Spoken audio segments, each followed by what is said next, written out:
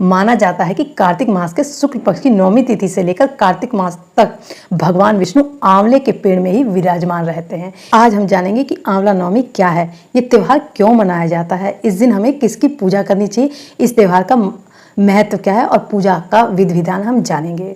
साथ में ये भी जानेंगे कि ये त्योहार कब मनाया जाता है, क्यों मनाया जाता है, इसका हमारे जीवन पे क्या प्रभाव पड़ता है। तो चलिए दोस्तों, आज मैं इसी तरह के सारे क्वेश्चनों के जवाब आपको दूंगी। नमस्कार दोस्तों, मैं हूं आपकी दोस्त सरिता। एक बार फिर से आपका स्वागत करती हूं मेरे चैनल सुक्की सरिता में। यदि ये वीडियो आपको मेरी थोड़ी सी भी हेल्पफुल लगी हो तो मेरे चैनल सुक्की सरिता को सब्सक्राइब करिएगा, लाइक करिएगा। सब्सक्राइब करते समय आप लोग ऑल के बटन को जरूर प्रेस करिएगा ताकि मेरी वीडियो की आने वाली नोटिफिकेशन आपको सबसे पहले मिल पाए और आप इस वीडियो का पूरा लाभ उठा पाए। तो चलिए अब आज हम जानते हैं कि आंवला नवमी क्या है और किस दिन मनाएंगे। हर साल आंवला नवमी का त्योहार दिवाली के बाद और देव उठनी एकादशी के 2 दिन पहले मनाया जाता है। पंचांग के अनुसार कार्तिक मास के शुक्ल पक्ष की नवमी तिथि को आंवला नवमी का पर्व मनाया जाता है। इसे अक्षय नवमी भी कहा जाता है। ये हमारे हिंदी का 9वां दिन होता है, इस वजह से इसे हम नवमी कहते हैं। और आंवला के पेड़ की पूजा की जाती है, जिसकी वजह से हम इसे आंवला नवमी कहते हैं। माना जाता है कि आंवला नवमी के दिन व्रत रखने के साथ आंवला के पेड़ की पूजा करने से सभी पापों से हमें मुक्ति मिल जाती है। इस साल आंवला नवमी का पर्व हमारा 2 नवंबर 2022 बुधवार के दिन मनाया जाएगा। तो चलिए दोस्तों, अब हम जानते हैं कि आंवला नवमी की तिथि, शुभ मुहूर्त और इसका महत्व क्या है। आंवला नवमी किस दिन हमारी प्रारंभ हो रही है। ये हमारी प्रारंभ हो रही 1 नवंबर 2022 मंगलवार की रात को 11:04 से शुरू हो जाएगी और नवमी तिथि का समापन हमारा होगा 2 अक्टूबर 2022 बुधवार को रात 9:09 पर इसका समापन हो जाएगा। आगे हम जानते हैं आंवला नवमी पूजा का शुभ मुहूर्त क्या है। तो दोस्तों, इसका मुहूर्त सुबह 6:34 से दोपहर 12:04 तक रहेगा। यानी कहने का मतलब है टोटल अवधि हमारी होगी 5 घंटे 31 मिनट। आगे हम जानते हैं कि आंवला नवमी का क्या महत्व है। आंवला नवमी के दिन दान पुण्य काफी अधिक महत्व है। माना जाता है कि कार्तिक मास के शुक्ल पक्ष की नवमी तिथि से लेकर कार्तिक मास तक भगवान विष्णु आंवले के पेड़ में ही विराजमान रहते हैं।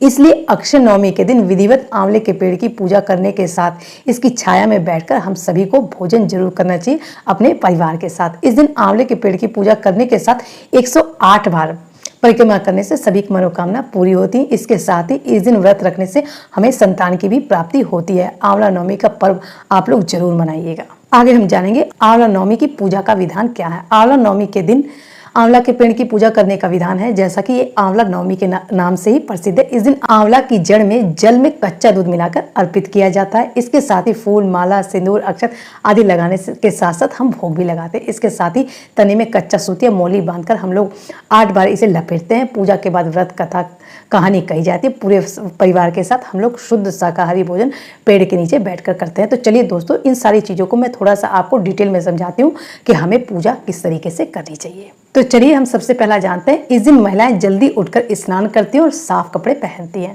अगला, इस दिन आंवले के पेड़ की पूजा की जाती है और इसके पास भोजन किया जाता है। इसलिए इस दिन पूरा परिवार किसी ऐसे स्थान पर पिकनिक की योजना हम लोग बना सकते हैं जहां आंवले के पेड़ हो। तो इससे हम लोग इंजॉय भी कर सकते हैं और हमारी पूजा भी हो जाएगी। बहुत से लोग अपने दोस्तों के साथ में जाते हैं, तीज त्योहार की तरह योजना बनाते हैं। किसी फार्म हाउस पे भी जा सकते हैं, पिकनिक या स्पोर्ट स्थल पे भी आप जाके आंवला के पेड़ के नीचे भोजन कर सकते हैं। आपकी पिकनिक भी हो जाएगी और पूजा भी हो जाएगी। यदि पूरा परिवार बाहर नहीं जा सकता, इस तरीके से इसको सेलिब्रेट नहीं कर सकता, तब भी महिलाएं इस दिन अपने दोस्तों और परिवार के साथ बड़ी धूमधाम से इस त्यौहार को मनाती हैं। जो लोग कहीं बाहर नहीं जाते वो लोग क्या कर सकते हैं, वो लोग घर में ही आंवले के छोटे से पौधों को लाकर उसकी पूजा कर सकते हैं और फिर भोजन कर सकते हैं उसके पास में बैठकर। दोस्तों, आंवले के वृक्ष की पूजा के साथ साथ इसकी परिक्रमा का भी काफ़ी महत्व है। आंवले के पेड़ पर, जैसा कि मैंने बताया, कच्चा दूध जल में मिलाकर चढ़ाया जाता है और पूरे विधि विधान से इसकी पूजा की जाती है। किसी गरीब सुहागन या ब्राह्मण पंडित को हम लोग वस्तुएं दान कर सकते हैं, कपड़े दान कर सकते हैं, जिससे बोलते हैं ना, भोजन का पूरा, एक व्यक्ति के भोजन का पूरा सामान दे सकते हैं। अगर ये ना पॉसिबल है तो हम लोग पैसे का भी दान कर सकते हैं, जो कि हमारे लिए सबसे सहज है। हम जितना भी चाहें उतना दान कर सकते हैं अपनी हैसियत के हिसाब से। हमें इसकी परिक्रमा भी जरूर लगानी चाहिए। परिक्रमा में सफ़ेद या लाल मौली के धागे से की जाती है।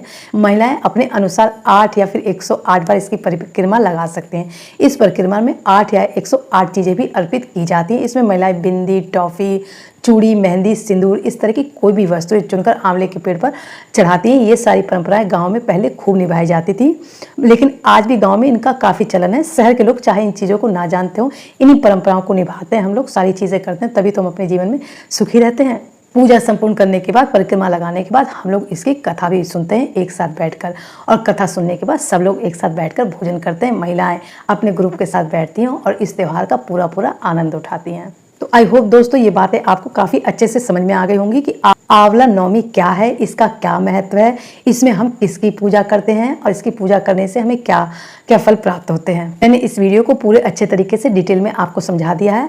आप लोग आंवले के पेड़ की पूजा जरूर करिए, साथ में बैठ के भोजन भी करिए, आपके लिए ये काफ़ी शुभ होगा। कहा जाता है ना कि भगवान इस पेड़ के नीचे ही बैठते हैं। एक बार फिर से क्लियर कर देती हूँ, नौमी तिथि जिसे हम अक्षय नवमी भी कहते हैं, इसी दिन से लेकर और कार्तिक पूर्णिमा तक भगवान विष्णु आंवले के पेड़ में ही विराजमान रहते हैं। तो आप लोग चाहे तो भगवान विष्णु को मना सकते हैं, उनकी पूजा अर्चना कर सकते हैं, और आंवले के पेड़ के नीचे यदि बैठकर भोजन करते हैं तो इसका मतलब ये है कि आप भगवान विष्णु के साथ भोजन कर रहे हैं। तो आप लोग इस त्यौहार को काफ़ी अच्छे से सेलिब्रेट करिए और अपने जीवन में खूब खुश रहिए और दूसरों को भी इसी तरीके से खुशियाँ बांटते रहिए। तो आई होप दोस्तों ये वीडियो आपको मेरी समझ में आ गई होगी। यदि ये वीडियो आपको मेरी समझ में आई हो तो मेरे चैनल सुखी सरिता को सब्सक्राइब जरूर करिएगा। अब मैं आपसे मिलूंगी अगली वीडियो में, तब तक के लिए धन्यवाद दोस्तों।